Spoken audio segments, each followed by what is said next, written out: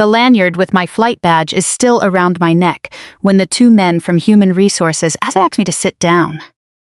10 minutes ago, I was standing at attention on the helipad at Ashford Memorial, listening to the Chief of Staff read my name into a microphone for my 211th completed air ambulance mission. There had been a small cake. Someone had pinned a paper set of wings to my flight suit as a joke. Now I'm sitting in a windowless conference room on the 3rd floor, and a woman I have never met in my life is sliding a folder across the table with my name typed neatly on the tab. Captain Kessler. She uses my rank the way people use it when they've rehearsed it. We've received a report from a Dr. Colton Holloway, licensed psychiatrist, dated 6 days ago. It recommends an immediate suspension of your flight status pending a fitness for duty review. She doesn't look up from the folder. It also recommends supervised visitation only with your son, effective today. I have flown 211 missions. I have held pressure on a soldier's femoral artery while the airframe took small arms fire from a tree line 400 meters out. I have called a time of death into a headset while the pilot kept the aircraft steady enough for the rest of the crew to still do their jobs. I know how to keep my voice level when the ground underneath it is not. I've never met a Dr. Holloway, I say, 6 words. All of them true. The man from HR clears his throat like it's an apology he doesn't intend to finish. The report is quite detailed, Captain. It cites he checks his own copy recurring paranoid ideation, delusions related to your military service, and instability that poses a risk to a minor child. I ask for the date of the evaluation. I ask for the location. I ask who scheduled it, because I keep a calendar the way I keep a tourniquet kit. Checked, current, accounted for, and there is no appointment on it with anyone named Holloway. Nobody answers. They only slide the paperwork closer, the way you slide a chart across a nurse's station when you don't want to be the one who says the diagnosis out loud. By the time I walk out of Ashford Memorial that afternoon, I am not a flight nurse. I am a liability under review, escorted to my car by a security guard who won't meet my eyes, carrying a manila folder that says, in a stranger's clinical language, that I am not safe to be alone with my own son. 72 hours before that, my life still made sense. I am Sarah Kessler, Captain, Army Reserve Nurse Corps, 7 years an active duty flight medic before I came home to Ohio to be closer to my son. 3 years ago, a rocket landed 40 meters from the forward aid station I was running outside the Kandahar, and a piece of the world I'll never find again is still sitting somewhere behind my left hip. On good days I walk without it showing.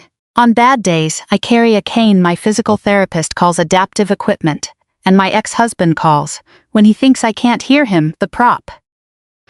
My son Ethan is 8 years old and thinks the cane is the coolest thing about me, mostly because I once let him decorate the handle with glow-in-the-dark stars for a science fair project on constellations. He calls it my nightstick, which is not the term I taught him, but I've stopped correcting it. Ethan's father is Dr. Marcus Reyes, a reconstructive and cosmetic surgeon at Ashford Memorial, the kind of man who shakes your hand a half-second too long when there are cameras nearby. We were married for 6 years. We have been divorced for 2. In that time, he has remarried Vanessa, formerly Vanessa Caro, the hospital foundation's director of events, a woman who plans other people's happiest nights for a living and has never once. In 14 months, ask me a single question about mine. Marcus is up for Ashford's Humanitarian Surgeon of the Year award, presented at the Foundation's Spring Gala in 10 days. He has wanted this specific award since before we divorced. See, he used to practice his acceptance speech in the bathroom mirror while I brushed my teeth next to him, and I used to think that was charming instead of what it actually was, which was a preview. Custody has always been the fault line between us. I have Ethan 4 nights a week. Marcus has 3, plus alternating weekends, plus increasingly. This spring a lawyer who calls mine every few weeks with a new adjustment he'd like made in Ethan's best interest, which is a phrase Marcus says the way other people say technically.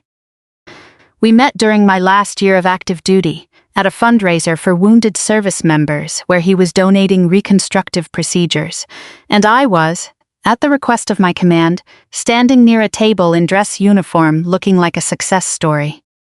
I mistook his attentiveness for kindness for longer than I'd like to admit. It took the better-kept strange things. It took the better part of our marriage to understand that Masa falls in love with people so much as he falls in love with the version of himself. Their presence lets him perform the humanitarian surgeon, the devoted husband, eventually. Once I'd stopped being useful to that performance, the reasonable father, protecting his son from an unstable veteran. Vanessa, when she arrived 14 months ago, understood the assignment immediately and never once facets in my presence broke character. None of that explained the folder. There is a version of my service record that lives in a personnel file somewhere, and it is not the version that matters to me. The version that matters happened outside Kandahar, in the 90 seconds after a colonel named Grace Whitlock, 26 years in by then, already shortlisted for her first star before that deployment ever started, had her vehicle roll over a pressure plate 200 meters from my aid station, and I found myself running toward the smokes instead of away from it. The way you're trained to, and the way, until it actually happens, you never fully believe you will. I don't remember deciding to go. I remember the heat off the wreckage, and Danny Ruiz shouting coordinates into a radio behind me, and a woman twice my rank with her leg pinned wrong under a collapsed door panel, conscious enough to be furious about it. I remember getting the door off. I remember the rocket that hit 40 meters from us, 11 minutes later. The one that put the piece of shrapnel in my hip that I still carry, the one that took Danny before the second bird even touched down. I don't remember much else from that hour. I remember, 3 weeks later, a small package arriving through channels with no return address, a single challenge coin, unit crest on one face, a date on the other, no note. I understood the silence around it, better than I would have understood words. Some debts are too large to be spoken about directly. You just carry the coin. I kept it in the drawer of my nightstand for 3 years, through a divorce, through a custody schedule, through every quiet Tuesday I told myself the war was fully behind me now.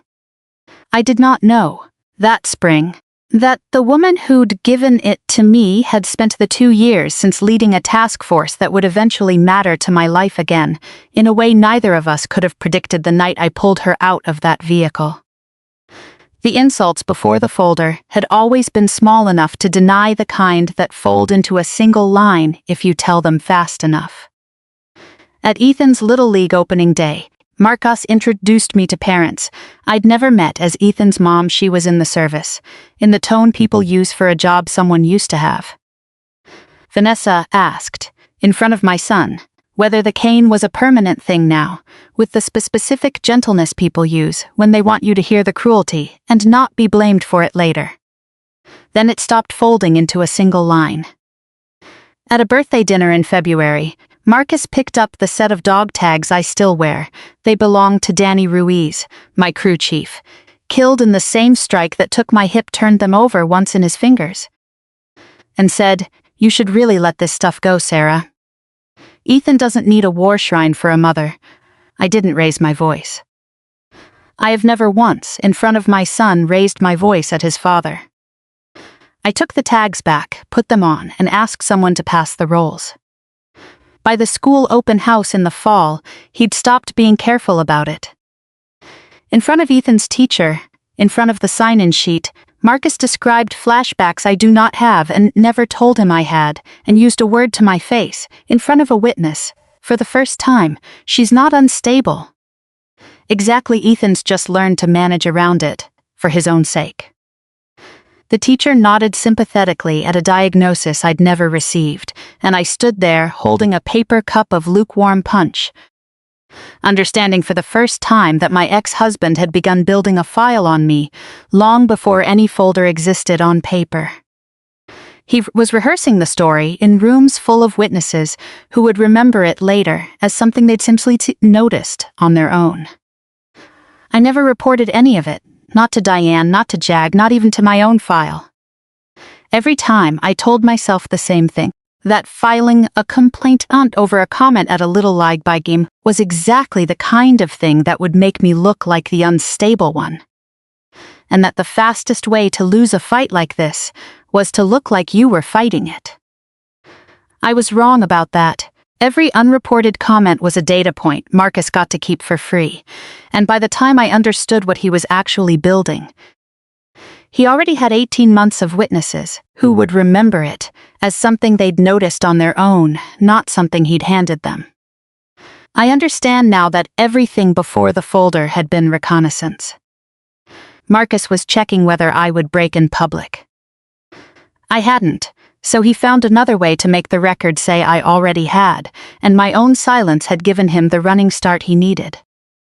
The morning after HR sat me down, I did what I do after every mission that goes sideways. I inventoried. I went through my own paperwork first, then Ethan's backpack, the way I've checked a med bag after every flight for 7 years, not because I expected to find anything, but because not checking is how things get missed. That's when I found the receipt. It had been pushed to the bottom of the backpack's outside pocket, a small white slip of paper, thermal printed, half faded, from a pharmacy across town from anywhere either of us lives or works. A name on it I didn't recognize, C. Holloway. A medication I did recognize, 'cause I'd spent a deployment cycle watching what it does to people who take too much of it for too long. I photographed it before I let myself feel anything about it. Then I called the one person from my old life who still answered on the first ring. Major Diane Ossie and I served together at Landstuhl. She's Army JAG now, stationed 2 hours from Ashford, and she has spent the last 4 years telling me, only half joking, that my instincts are wasted on nursing. When I read her the folder over the phone psychiatric evaluation, no appointment on record, immediate suspension of visitation, immediate suspension of flight status, she was quiet for exactly as long as it takes a good officer to stop being angry and start being useful. Sarah, she said, do exactly what you do on a mission with bad intel. Don't react to it, verify it, start with the license number. I found it on the letterhead and read it back to her while she typed. 30 seconds of silence on the line, keys clicking, then nothing.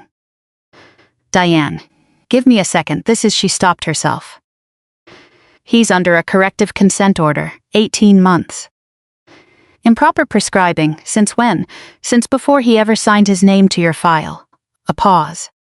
There's a sealed malpractice settlement too, 4 years back. Sarah, this man has a history. Somebody handed Marcus a name off a list. Verifying it meant becoming, for the second time in my life, someone who audits systems instead of trusting them. What Diane had pulled off the state medical board's public registry in under 2 minutes did more work than any accusation I could have made myself. A physical office address that turned out to be a shared executive suite 2 floors below one of Marcus's old surgical residency classmates. Ashford's medical community is smaller than it likes to pretend everyone eventually ends up in the same buildings, the same referral networks, the same golf outings, so the name on the suite directory didn't surprise me as much as it probably should have. I recognized it instantly because Marcus used to complain about how much money the man made running what he called, dismissively, a wellness concierge business. I drove to that office on a Tuesday in civilian clothes and asked the receptionist for a new patient consultation.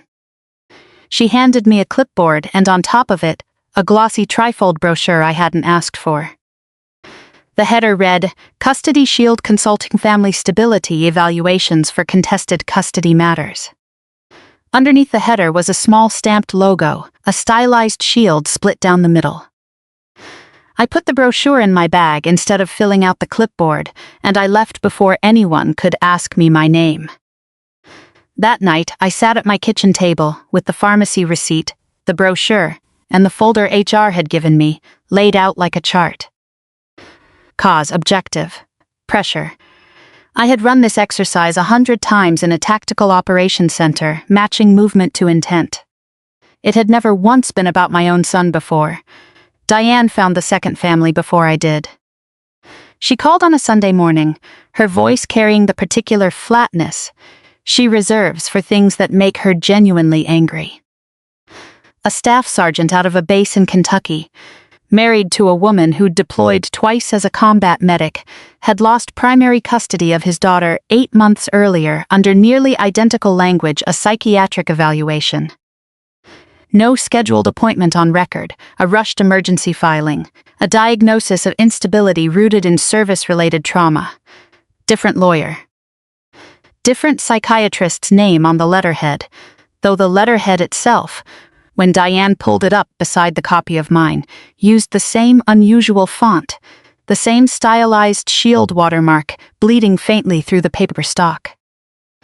I drove 3 hours to meet him the following weekend, in a diner off the interstate, because some things you don't trust to a phone line. He was a broad, quiet man who apologized twice for not being able to look at me while he talked. He told me he'd spent a year assuming it was simply his word against his ex-wife's family's money, that the system had just, once, worked against him the way systems sometimes do. He'd never heard the words custody shield until I said them out loud. "You think this happened to other guys too," he said. It wasn't a question. "I think," I told him, "it happened to whoever was easiest to make disappear on paper. Combat vets, people whose service already makes a jury half believe the diagnosis before it's even read." He was quiet for a long moment, turning his coffee cup a slow half-circle on the table. "That's not a coincidence," he finally said. "That's a business model." I drove home with his name, his old case number, and a second data point that turned my situation from a personal grievance into something with a shape, a pattern, with a paying customer on one end, and, somewhere, a supplier on the other. It was the first night since the folder that I slept more than 4 hours. Diane pulled the corporate filing on Custody Shield Consulting the following week, and it took her about an hour to find what it had probably taken a lawyer real money to hide. The LLC had been registered 18 months earlier by a holding company 2 layers up, whose managing partner turned out to be a name I recognized from a wedding photo. I still had somewhere in a box in my garage a surgical resident who had been in Marcus's graduating class, now running what he publicly called a physician wellness investment fund, and privately, according to Diane's contact at the state bar, using as a vehicle for exactly this kind of arrangement. It wasn't a conspiracy in the dramatic sense. It was simpler than that, and worse. It was a service, a menu item. Somewhere a spreadsheet existed with a line item for evaluation fee, billed like any other consult, sold to whichever spouse called first and could pay for it, with no more moral architecture behind it than a boutique dry cleaner offering same-day service. Holloway didn't hate me. He had never met me. He had simply been the specialist on call the week Mark decided he needed one. Understanding that didn't make me less angry. It made the anger colder and considerably easier to aim. 4 days after the folder, Marcus's attorney filed an emergency ex parte motion, citing credible psychiatric concerns and requesting immediate supervised-only visitation, effective before I could even respond. A judge who had never met me signed it inside 48 hours, because that is what the paperwork is built to make happen fast, one-sided, and nearly impossible to reverse before the damage is already done. I found out it had been granted at Ethan's school pickup line from a man in a windbreaker who introduced himself as a family liaison and asked me, in front of 6 other parents idling in their cars, to step away from my own son's classroom door. Marcus was waiting by his car at the edge of the pickup line, close enough to watch, too far away to be blamed for watching. He didn't come over. He didn't need to. He lifted 2 fingers off his steering wheel in something that wasn't quite a wave, the same unhurried gesture he used to give an anesthesiologist, right before a case he already knew would go well. I had watched him make that gesture at the end of good surgeries for 6 years of marriage. I had never once seen it aimed at me. I want to describe what that does to a person. I won't, because Ethan was watching, and some wounds are not for an audience. What I did instead was hand the liaison my military ID, ask him to note the time on his own paperwork, and say calmly, "I'll wait in my car." 4 words that cost me more than anything I said during 2 combat deployments. Supervised visitation in practice meant a folding table in the corner of a county family services office, a fluorescent light that buzzed at a frequency I could feel in my back teeth, and a caseworker named Renata who sat close enough to take notes on whether I hugged my son appropriately. Ethan didn't understand why we couldn't go home anymore. I told him it was a scheduling mix-up, because 8 is too young to be handed the actual words "your father is trying to prove I'm dangerous." And because some triage decisions aren't medical at all, they're about what a child's mind can carry without the load shifting somewhere it shouldn't.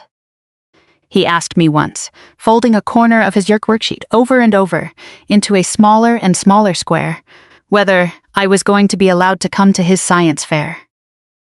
I told him yes, with more certainty than I actually had, because a flight nurse who tells a patient the truth about long odds, and a mother who tells her son the truth about a legal system rigged against him, are not, it turns out, the same job.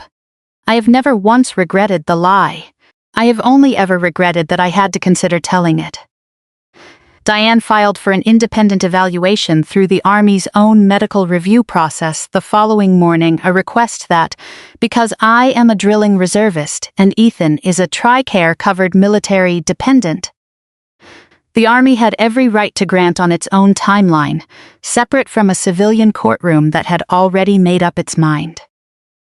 It bought me something civilian law hadn't: time and jurisdiction. Because the moment TRICARE's name entered the file, the moment a claim showed up on Ethan's dependent benefits record for 6 therapy sessions with Dr. Holloway that had never taken place, this stopped being a family court matter that a hospital's HAR department and a for-profit consulting firm could quietly manage between themselves. It became federal healthcare fraud against a military family. And that meant, eventually, it would become the Army's problem to solve, not just mine to survive. I didn't know that yet, standing in the school parking lot. I only knew I needed proof strong enough that no one could argue with it. So I kept doing what I've always done under pressure. I documented everything. I stayed calm in front of the people who mattered, and I waited for the moment the other side would overreach. They didn't make me wait long. It happened on a Thursday at Ethan's school science fair, in a gymnasium strung with butcher paper banners about the solar system.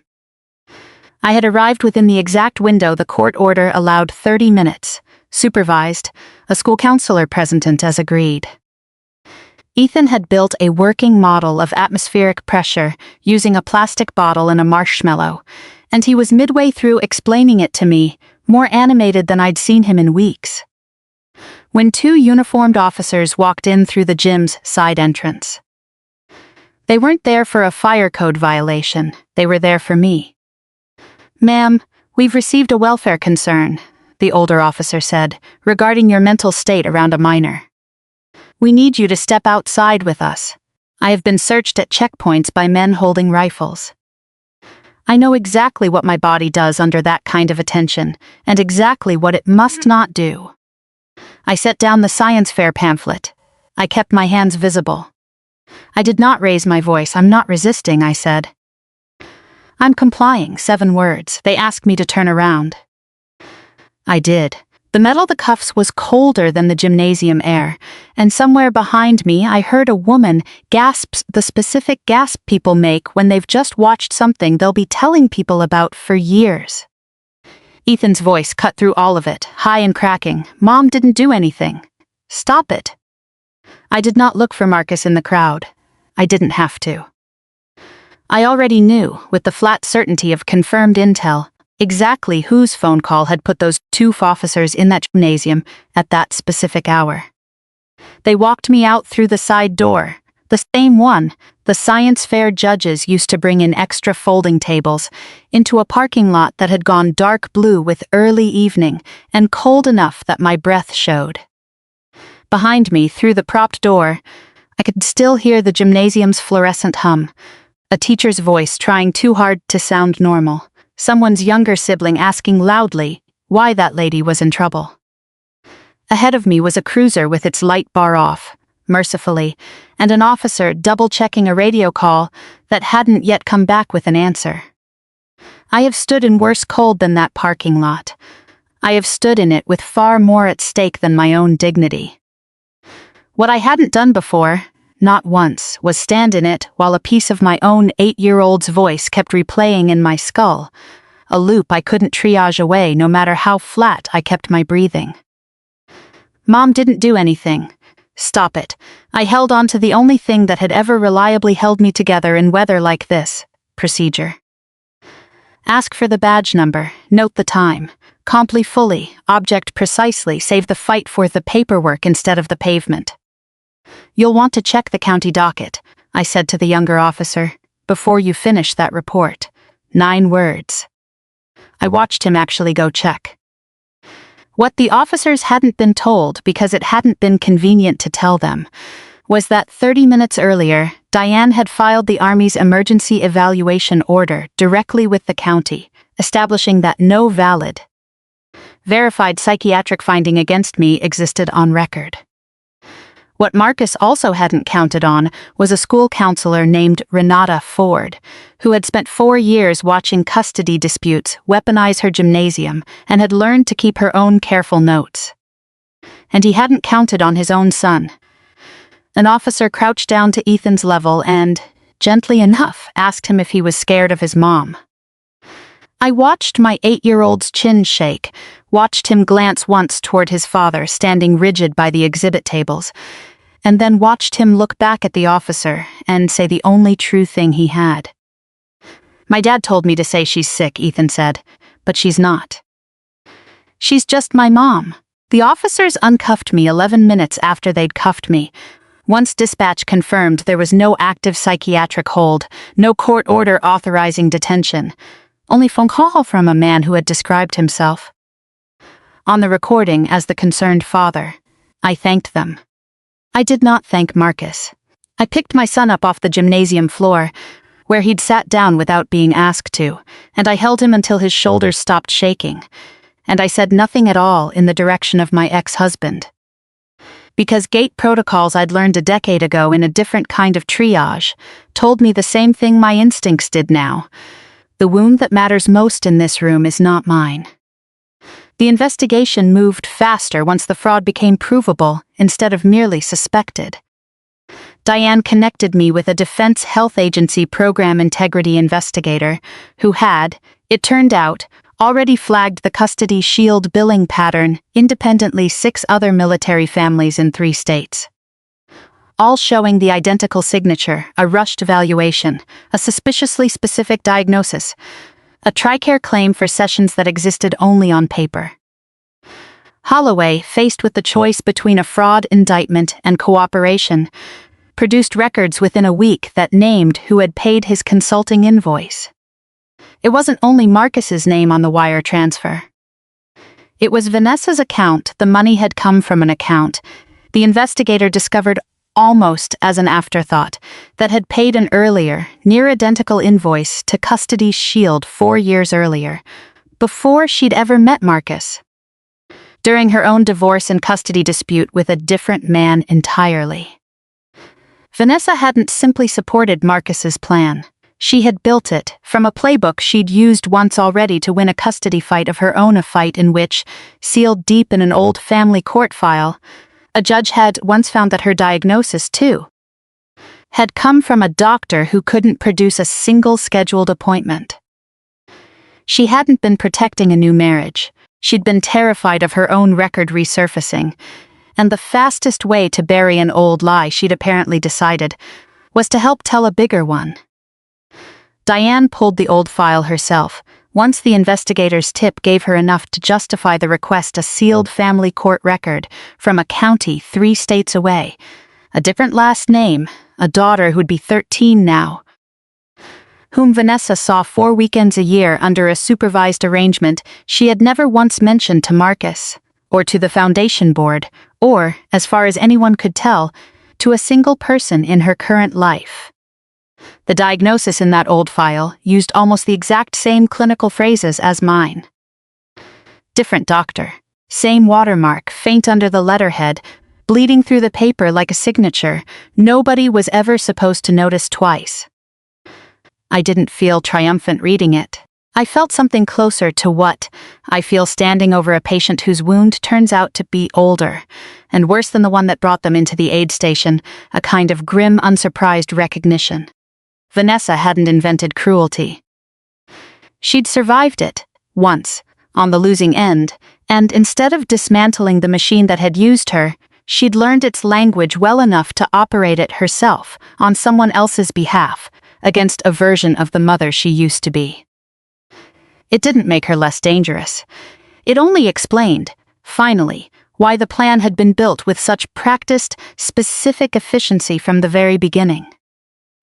I thought back to the one time I'd seen Vanessa's composure slip, a dinner months earlier, before any of this, when Marcus had joked in front of guests about how thorough my lawyer had been during the divorce.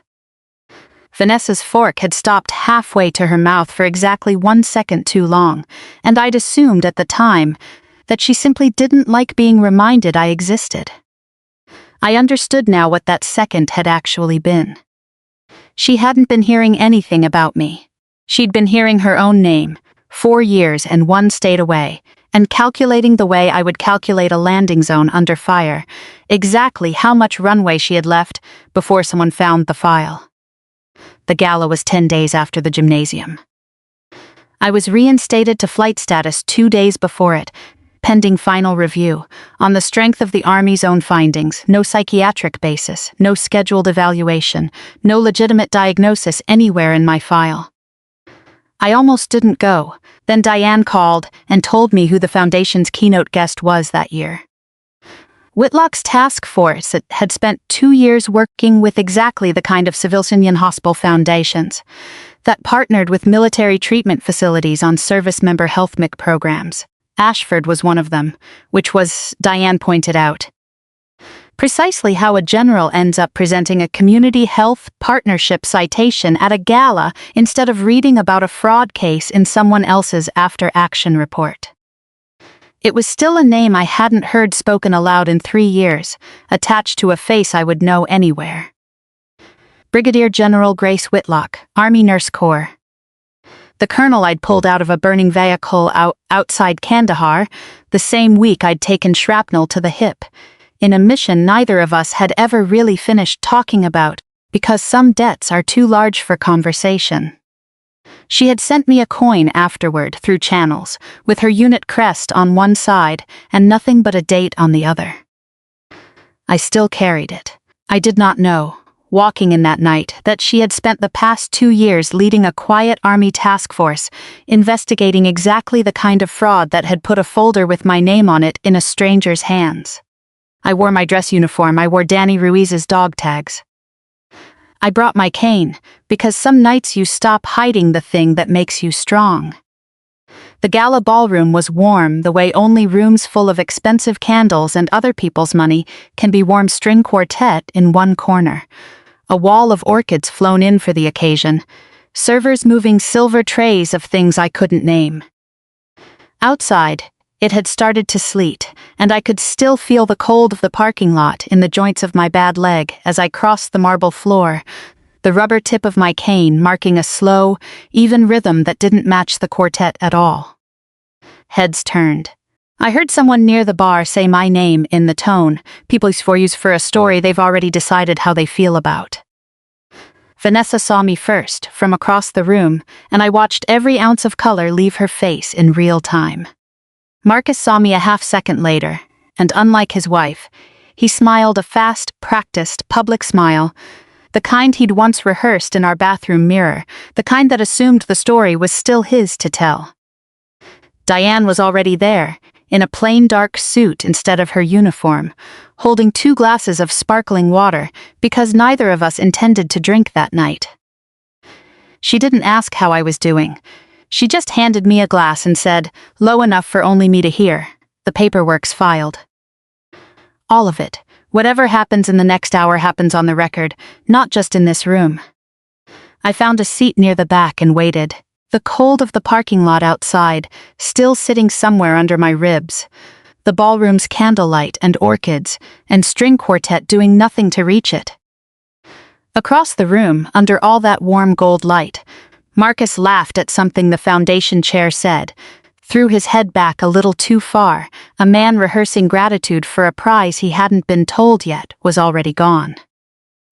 The foundation's board chair took the stage first, ran through the usual gratitude, and introduced General Whitlock to present the Community Health Partnership citation. I watched Marcus straighten his jacket in his seat 2 tables up, already rehearsing in his head the walk he'd be making to that same podium in a matter of minutes for his own award.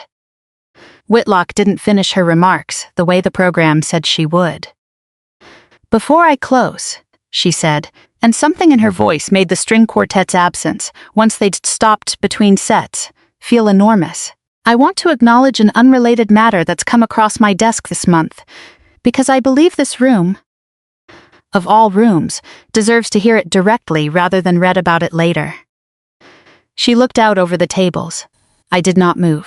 Over the past 18 months, a consulting firm operating under the name Custody Shield has been paid, on multiple documented occasions, to produce fraudulent psychiatric evaluations used to strip custody and duty status from parents, several of them service members, based on diagnoses that were never actually performed.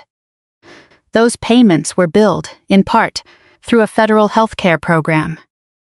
That makes it my business, and as of this morning, the Defense Health Agency's and Army CID's business as well. The silence in that ballroom was not the silence of surprise. It was the silence of a room doing quiet, fast arithmetic. "I want to be precise about what I'm describing," she said, "because precision is the only thing that's protected the families this happened to. These were not contested clinical opinions.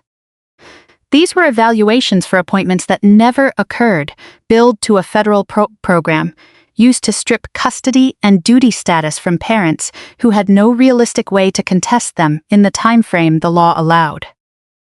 In at least one case, it was used to justify the detention of a decorated Army officer in front of her own child, at a school science fair, on the word of a diagnosis that does not exist. I heard someone near my table exhale audibly. I didn't turn my head. "One of the physicians who accepted those payments held privileges at this hospital," Whitlock continued. "One of the individuals who arranged and financed those payments is seated in this room tonight." 200 heads turned in a dozen different directions at once, the way a crowd does when it hasn't yet been told where to look, and for 3 or 4 seconds the only sound in that ballroom was ice settling in someone's glass. She stepped down off the stage. She did not walk toward the podium exit. She walked, instead, straight across the ballroom floor, past Marcus's table, past the foundation chair's outstretched, confused hand toward the back, where I was sitting with my cane against my knee and Danny's tags cold against my collarbone. She stopped in front of me. She looked at the coin. I hadn't realized, until that moment, that I'd taken it out of my clutch and was holding it, the way you hold something when your hands need a job, and then she looked at my face for a long moment, the way officers look at each other when neither one plans to say the sentimental thing out loud in public. Then Brigadier General Grace Whitlock came to attention, in front of 200 and some guests, in front of the foundation board, in front of my ex-husband and his wife, and saluted me. I stood despite the cane, despite the leg, and returned it. Nobody in that ballroom clapped right away. It took a moment for 200 people to understand what they were looking at, not a courtesy, but a correction, rendered in the only language rank and honor actually share. When the applause finally came, it didn't come from the head table. It came first from a cluster of off-duty service members near the bar, the hospital's own honor guard detail, standing before anyone else thought to. It spread from there the way understanding spreads through a room, once the loudest person in it has been proven wrong table by table, slower near Marcus's seat than anywhere else, until even the foundation chair. Still holding a microphone she no longer knew what to do with, brought her hands together out of pure reflex. I watched Marcus's practiced smile stay fixed on his face for 3 or 4 seconds after everyone in the room had already stopped believing it. That, more than anything else that night, is the image I keep. The collapse, once the load-bearing lie was gone, moved fast. Hospital security escorted Dr. Holloway out within the hour, once his name was already circulating with the words, "Federal investigation" attached to it. Marcus's privileges were suspended the next morning, not on a rumor, but because investigators had already subpoenaed the wire transfers with his name on them, and the Humanitarian Surgeon of the Year citation was quietly withdrawn from the program before it was ever read aloud. The county's emergency custody order was vacated within the week. My flight status was reinstated, full duty, no restrictions. Ethan's TRICARE record was corrected, the phantom sessions and the phantom diagnosis erased together, cleanly, the way a clerk lifts a splinter out. Army, CID, and the Defense Health Agency's investigators interviewed me twice more over the following month. My statement joined 6 other families' statements in a single federal case file. Ashford's board referred Marcus's privileges for permanent revocation once the wire transfers were laid out in front of peoples who had spent years building the hospital's name on words like humanitarian and trust. Holloway pleaded to a reduced federal charge 8 months later, in exchange for testimony against the holding company that had run the scheme. I was told, though I never confirmed it myself, that his license would not survive the year. Vanessa left the gala alone, in full view of the foundation board she'd worked for. 4 years of her own sealed record trailed her into a fraud investigation that would eventually cost her both her job and, months later, her marriage, once Marcus learned exactly how long she'd been managing his collapse from the inside. None of it unhappened the gymnasium floor, or the folding table with the buzzing light, or the 11 minutes I spent in handcuffs while my son watched. I've stopped expecting institutions to undo what they allow. I've settled instead for what they can actually do once the truth reaches them fast enough and hard enough to move. They can stop it from happening to the next family standing where I stood. My first mission back on full status was a transport out of a rural trauma center 40 minutes north, an elderly farmer with a cardiac event and a window that wouldn't wait for a ground ambulance. I remember very little about the flight itself, which is exactly how a good flight should feel. No memory of the fear, only the checklist. Owen like him kept strange things, finding mine somewhere over a stretch of dark highway and gripping it the way people grip things when they've decided, provisionally, to trust the person holding the other end of the line. I signed the run sheet afterward, with my full rank restored above my signature, and I sat in the crew chief's seat for a full minute after everyone else had already climbed out, doing nothing at all, except letting that feel like enough. 3 weeks later, Ethan and I sat on the tailgate of my truck at the edge of the same airfield where they'd once pulled my badge, watching a Black Hawk run its pre-flight checks under floodlights. Rotor wash flattening the grass in slow, deliberate waves. He had General Whitlock's coin in his hand. She'd sent him one of his own, through Diane, with a note that said only for the science fair judge who told the truth. He turned it over and over the way I do, like it might mean something different on the second pass than it did on the first. "Are you scared to fly again?" he asked me, not looking up. "No," I said. Then, because he's 8, and because he deserved more than one flat word that night, I was only ever scared of the wrong thing landing on you.